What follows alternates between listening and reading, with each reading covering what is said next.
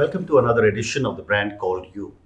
Today I have a very, very experienced millennial with me who's a psychologist. Shevantika Nanda, welcome to the show. Thank you for having me here. So Shevantika went to the University of St. Andrews. She studied University of Delhi. And Shevantika, before we get into some more details about psychology, tell me a little bit about your early life. So I had actually wanted to study film, Okay. and I was very sure I was going to do that. But then I came into the 11th grade, and when I got introduced to psychology, I was instantly hooked. So initially, I wanted to study at Delhi University, but for whatever reasons, that didn't work out, and I ended up going to the University of St. Andrews to study. Okay. And I think that was the best thing that ever happened to me. And did you play golf there? My entire family plays golf, but I didn't play very much. No. Okay. That's just an aside. Yeah. Okay. So I spent 4 years there studying in what they call the School of Psychology and Neuroscience.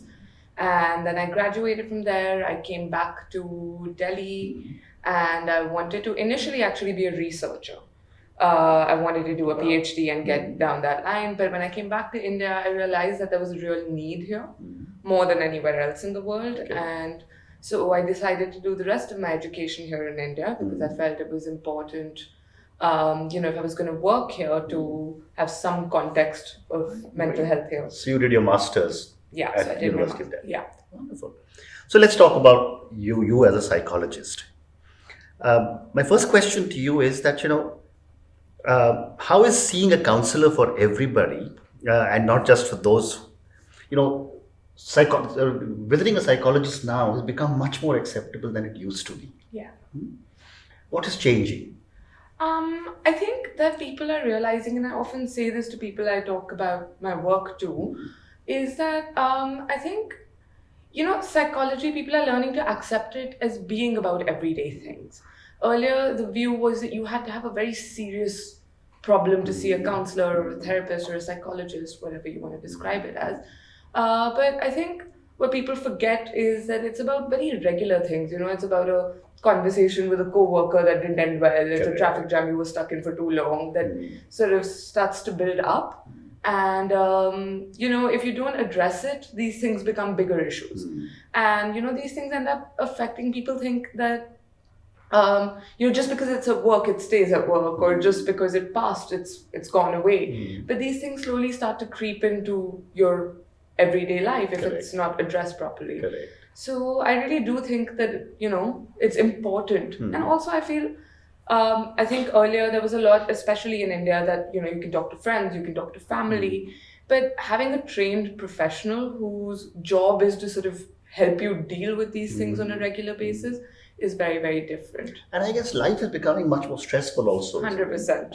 So therefore, reaching out to a trained person like you becomes that much more relevant. Absolutely. So it is getting more stressful. People do struggle more and more, to achieve things that we all talk about, like work-life balance and compartmentalization. And I guess that's where a therapist would come in to help you deal with those kind of things. Okay. And when I was reading about you, there was a comment about how important it is to focus on brain health. Help me understand what that means.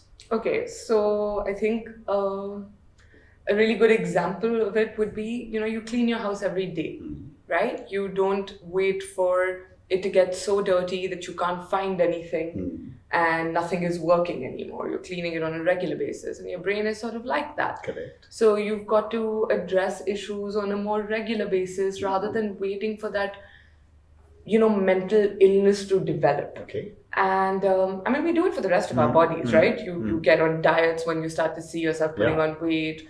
You get, regular annual tests done for the rest of your body. You'll eat healthy food and everything, but why not do that for your brain? Correct.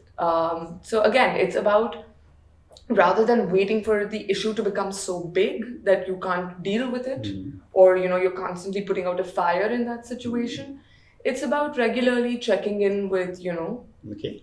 So tell me, how do I determine, or how would anyone determine that, you just mentioned if I put on weight, I start exercising, you can see that weight problem. Yeah. Or if my skin is getting me in trouble or something, I can physically see there's a change that I want to correct. How do I determine that my brain needs, to use your word, servicing or cleaning? Yeah, I think maybe brain is not the right term, maybe mind, or Mind, just, okay. feelings. Agree. But I think what happens is you will see some symptoms if it's starting to get really bad, Okay. but sometimes the symptoms are not that noticeable. So the bad ones, of course, are that, you may be sleeping more or not enough. You may be eating more or not enough, or not socializing as much, or you're seeing just general, patterns change in your everyday life. I think that's always a very good sign that Okay. you need help. Others may be that, you're sort of struggling in your workspace. Say you're getting overwhelmed very often, or even in your relationships, you're finding that you're getting very irritable, or you're not feeling like it's as good a quality relationship as it used to be. So these are all signs and symptoms that, Agree. Agree. And, based on all your learnings, what do you do differently from a lot of other therapists?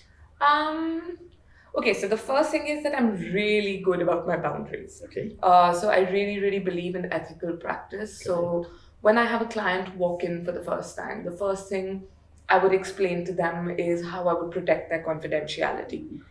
Because it is still a very, sensitive thing, and everyone may not want to know that they're, want others to know that they're visiting a therapist. Correct. So I have rules about that. So I'll spend the first 5 minutes explaining, say, what would happen if we met each other in public, because Delhi, Gurgaon are small places, or what would happen if we discover that we know someone in common, and how we would go about addressing that. So I'm very good with how I explain the therapeutic boundaries, because I feel like I think it's a very important part of the healing process. Correct. Other than that, I think that my training in neuroscience has been hugely helpful for me and for my clients, because so I understand, because St. Andrews was very heavily neuroscience based and everything. I understand what's happening at the brain level. Correct. So when a lot of therapy is about assigning homework and making changes in your life. So when I'm explaining to a client why they should be making certain changes in their life, or assigning a bit of homework that involves maybe, introducing a new habit in their routine or something like that, I'm also able to explain to them why they should be able to do it, Okay. why they should be doing it, and what the changes are that are taking place at the brain level for doing it. Okay. And what they find is that that's very useful. So, you're not just randomly saying things out of context and expecting them to do things. You're really explaining it Interesting. to them. Very interesting. That probably gives them a lot of confidence in Yeah, being able to confidence, bear their context, souls. everything, right? Like ultimately, when you go to a doctor, when he tells you your bone is broken, he shows you an X-ray. So this is sort of an equivalent of I that, agree right? with you. I agree. So again, when I was reading about you, I picked up some interesting terms which I want you to help me understand. What is a diagnosed neuropsychological condition? Okay, so when I get clients, there are some people who have been to doctors or psychiatrists before, and then there are some clients who are just coming, like we spoke about, with like very day-to-day things, right? Like issues with family, issues with friends, whatever. When you have a diagnosed condition, there can be two types. One are the mood disorders, at least with what we deal with in psychology. The mood disorders, or the more heavy duty disorders, like which we call psychotic disorders, like schizophrenia or Correct. bipolar. And then there's this whole umbrella term of neuropsychological disorders, which include things like autism and ADHD, dyslexia, dyscalculia, and that's on the younger end of the spectrum. And then on the older end, you have the various dementia, so Alzheimer's, Parkinson's, frontotemporal, or someone who suffered a stroke or a traumatic brain injury of some sort. Those would all come under the blanket term of neuropsychological conditions. Very interesting. So, we just spoke about what are the symptoms to watch out for. You mentioned you're sleeping too long, etc. Yeah. But for a young individual, how do they determine that it's time for me to go and see Shevantika? I think that, so I always say this to my clients, that it only becomes a problem when it's a problem for you. So when you're sleeping too much, are you only sleeping in on the weekend so nothing really is getting compromised, or are you sleeping too much on weekdays, for example, and finding it difficult to get up and go to work. Okay. So when it starts to, I mean, although I would say it's better to get in early and start to deal with it as early as possible. So the second you notice some changes in your regular patterns, see That's a the time. therapist. Okay. But of course, if it starts getting in the way of, you achieving your daily goals, your to-do lists, your, job, attending to your job, family, whatever, then it's time to see someone. Understand. And why is it that even now, despite so much being talked about the brain, why is it that a psychological consult is still spoken in such hushed terms? I mean, if I have cancer or if I have diabetes, I speak about it. Yeah, I think that it's something that's been ingrained in our culture for so long, It's considered a sign of weakness to admit, and it's weird because, I was actually watching one of your other talks where you talk about startups and how people should get a coach, and it's not a sign of weakness to get a coach. This is so similar to that. If you're struggling with something, get all the help that you can get. Correct. Having said that, though, I do see it changing a lot, even from when I first started my private practice to now. In these years, lots has changed. People are way more open about it. Parents are bringing kids are bringing parents. Partners are recommending that their partners get help of some sort. So it's really, encouraging to see it changing in that That way. is quite amazing. So, let's move on.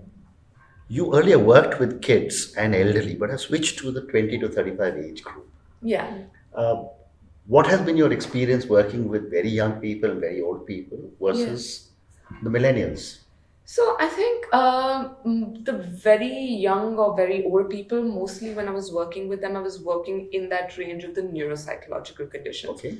So they were diagnosed conditions, so it was a lot of behavioral interventions, a lot of what the family can do to help. And that was a more restricted sort of zone. So now that I'm working with millennials and have been for a while, I mean, I think that the challenges that this particular generation faces is they're very different from any other generation Correct. before, because no other generation has seen as much change as my own generation has, because we grew up at a time where there was no technology. We were still playing in parks and doing things without technology, and Cartoon Network was limited to certain number of hours in the day, to getting to a point where technology, it just can't be separated from us. And then with that comes the issues of, say, instant gratification. You want to watch TV, you don't have to sit through ads, you have Netflix. You don't have to wait for the next week for the next episode to come out. So there is this impatience that's developed in this generation. And on top of that, the pressures of, say, social media and things like that, it really has an impact. People don't give it enough importance. Correct. And other than that, there are other things, people are getting married later. People are settling down later. That brings a lot of adjustment issues. Because, when you're in your 30s and you're getting married, it's difficult to adjust to living with someone else and sharing a space with someone else. When, you're getting married that much later, there are other issues that happen, say, like fertility issues. Then there's pressure from parents. Then there's competition, when my mom, say, was studying, and she's a lawyer, and when she was studying to be a lawyer, she, it didn't matter at that time. If you were a lawyer and you were studying enough and you were getting to firm A or firm B, your quality of life wasn't that different. Correct. Today, you could study the same amount as the next person, and what the opportunities your family can give you and other bits of luck can give you, they're very different, and your quality of life can be very, very different, even if you study at the same institution. I agree. And I was reading an article last week which spoke about how well connected millennials are, and yet how lonely they are. What are your thoughts? I think that's that's so true, because I think you're connected in the sense that you may have many acquaintances and you may have many people on your various networks on social media. But when it comes down to having good quality social networks, those are very, very lacking because people are so caught up in their lives. Yeah. And, I mean, it's a simple example. You go out for a meal. How many times do you, stop and look at your phone during that meal? Correct. And that's not even just about millennials. It's about It's anybody. everyone. I agree. So, the degrees of separation actually increase, even though virtually they may be decreasing. Correct. You're probably texting one another A lot more. across But the table. yeah. Yeah. But, Yeah, you're right. You're absolutely right. So let's move on. In your practice, when you're meeting so many people, every patient is different. Every individual's needs have to be customized. Uh, do you do a lot of research on each individual, and is progress with each patient? I don't know if I can call them patients. Uh, is the progress specific and measurable? So when I have a client come in, the first session is mostly a get to know you session. And they'll share facts and things. And as we sort of go on, I do ask them to define what their therapy goals are. What that helps us do is be on the same page about what we're trying to achieve. And then, of course, I study a lot between sessions. Not research really, but I will, based on the specific client's needs or whatever, I will study a lot between sessions. Correct. And then I think what I do is every few sessions, roughly 4 sessions, I do have review sessions with my clients. So I take them back to the goals that they've listed initially and then ask them to sort of compare, where they are, as compared to where they started, where they would want to be, how they think it's going, if there's anything they'd like to change up in our sessions. And I think that approach really works. And the other thing that I feel really is a good indicator of how well the sessions are going to go is how much a client engages with it. So many people think that therapy is just about coming and sitting and talking and pouring your feelings out, but it's actually a very involved process. I can imagine.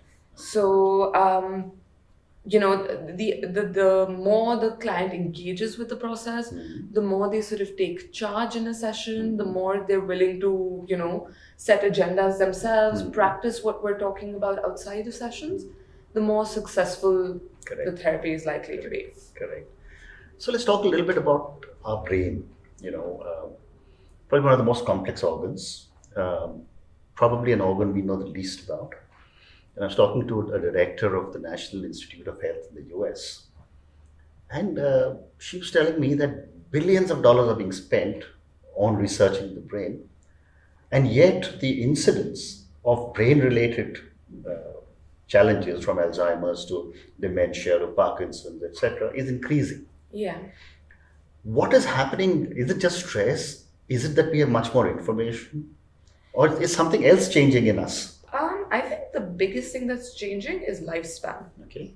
That We're has getting longer. Yeah. I think that has the biggest impact. You see, a few years ago, even say retirement ages were like 58, 60. Today at 58, would you expect somebody to really be living that retired life? Not really. They may choose to retire and do other things, but they're not going to be living sort of a life of, doing nothing. Correct. So I think with the increasing lifespan, a lot of countries, I would say, need to reevaluate, and some have, things like retirement ages. So I think Australia has increased their retirement age to, I think, something like 67. 65, okay. I'm not 100% you're sure. right. But anyway, so, that's a big thing because when we were studying the brain, one of the things we learned was the use it or lose it hypothesis. So if you keep using your brain, and it's true, a lot of people do also go on to live in their 90s with no issues. Correct. So what is different between them? I think one of the things is that they stay mentally active. So do puzzles, do crosswords, do sudokus, and also stay engaged. I think that life of not being engaged has a very negative impact. Very interesting. Very interesting. So my last question to you on psychology before I move to a few personal questions, you also work on mood and anxiety disorders. How do I, as a parent, know or find out what to look for? Okay, again, with mood and anxiety disorders, the symptoms are pretty similar. The first few changes you will see, and I always say this, is in sleep and eating. I see. Okay. Mostly. Okay. I wouldn't say it's 100%, but I would say about 90% of the time, there'll be weight loss or weight gain suddenly, or increased or decreased sleeping, or, social isolation. So suppose you have a child who suddenly not going out as much as they used to. Or a child who didn't go out a lot but is suddenly reaching out a lot to people. Even that would be almost a worrying thing. So I think there are a lot of symptoms, again, in regular patterns that you start to see change, which are always red flags that I would talk about. Very interesting. So the next question to you is on gender balance. You studied in the UK, and gender balance has been talked about and much more accepted in the west part of the world over the last 20, 30 years. We're beginning to speak about it now in India in the last 6, 7 years. I do believe the millennials are much more conscious about it. What are your thoughts on how can we expedite gender balance in our country?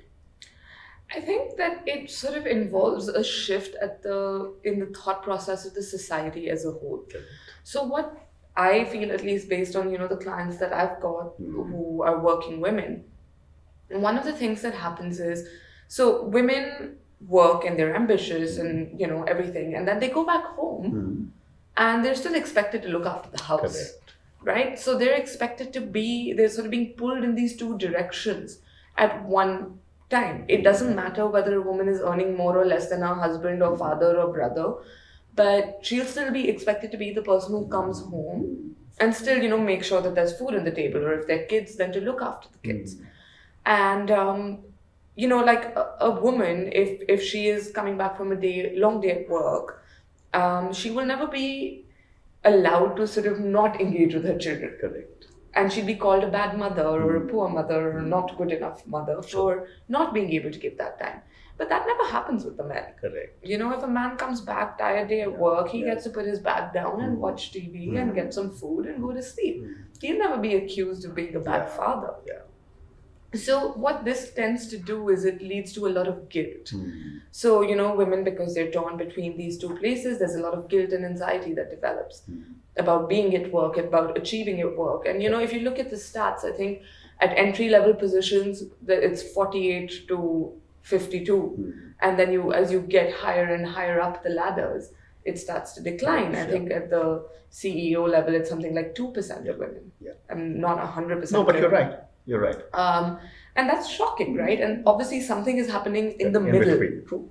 And I think this is a major, major contributor to Which that. needs to change. Yeah. I agree. So Shevantika, a few questions for you personally now. You're very young and you're achieving a lot as you're growing in your profession. Tell me, have you had any people who've had a strong influence on you? And if yes, what have you learned from them? Okay, I think there are a lot of people who've, influenced and supported me through this journey. So there's two people specifically in the professional sense.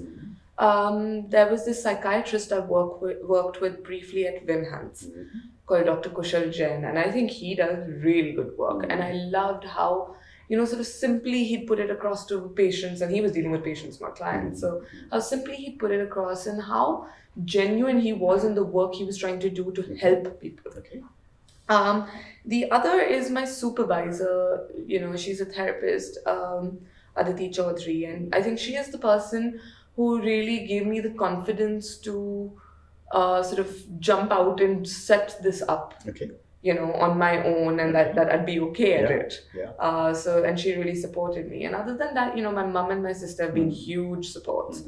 And I have other family members and close friends who've really, helped me get the word out in the initial days, plus, heard me like, complain and moan and whine about how difficult it's been and things like that. But Wonderful.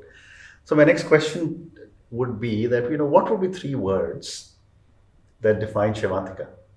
This is a tough one. I think maybe driven. I'd say curious. And I would say mindful. Wonderful. Very nice. Very nice. And working with so many clients, you wouldn't add sensitive to it. I think mindfulness goes with along it. with it. I think sensitivity can be a bit of a dodgy space in working in the field that I do it. Fair enough. So I have time for one more question, and this question is on failure. and I ask this to every single guest because I'm also working on a book on failure. And my hypothesis has been that Indian parents don't teach their children that it's okay to fail, which is why we always keep hearing you must be first in class, you must be ahead of everybody, and if you are in the first top three, then why are you playing with someone who's at the bottom of the class, etc., etc. Yeah. Yet we fail all the time, and as a psychologist, you must be seeing a lot of failure also. My question to you, Shevantika, is what have been some of your learnings from some of your mistakes or your failures? Okay, so one of the things I would say is that in one of my biggest failures in the beginning was I was very scared. Okay. And because, I hadn't done all my education here, I wasn't very familiar with the system. Plus, I was very young, so to get people to take me seriously, I was always scared. So because of that, I think initially I limited my focus a lot.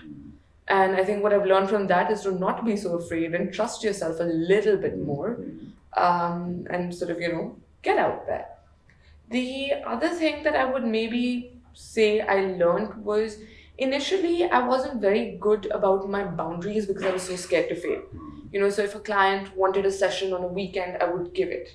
If a client, I was willing to, I didn't price sessions at a particular level because I was so scared that people wouldn't be willing to pay for something like this. And then I started to realize that it's important. I mean, if you can pay for, $2,000, you won't even think before spending on a meal or a gym membership or whatever. So why not for mental health? So then again, I realized that I had to, put a certain value on myself rather than being scared of failing all the time. Correct. That's very well said. So Shevantika, thank you very much. Thank you It's for been having such me. a pleasure talking to you, and honestly, I've learned a lot today. Thank you so much for Thank you. having me. And Lovely good to be luck. here. Thank you.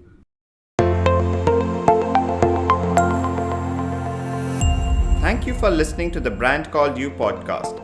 Be sure to visit tbcy.in to join the conversation, access show notes, and discover fantastic bonus content. You can follow us on YouTube, Twitter, Facebook, and Instagram. Simply search for the Brand Called You.